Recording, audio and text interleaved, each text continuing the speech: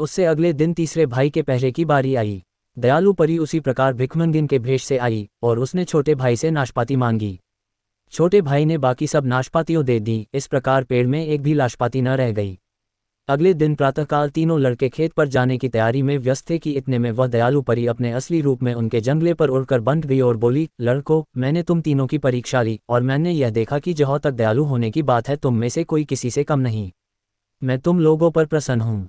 अब तुम लोग मेरे साथ आओ और मैं तुम्हें यह बताऊंगी कि किस प्रकार तुम अच्छा खाना और कपड़े पा सकते हो। तीनों भाई उसके पीछे हो लिए।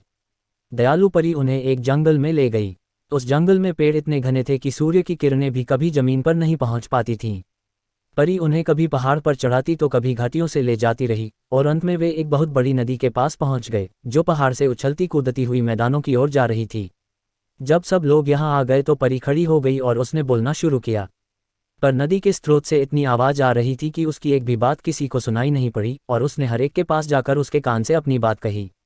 बड़े लड़के से वह बोली, यहाँ पर मैं तुम्हें जो तुम मांगोगे वह दूंगी, इसलिए कोई वर मांग लो।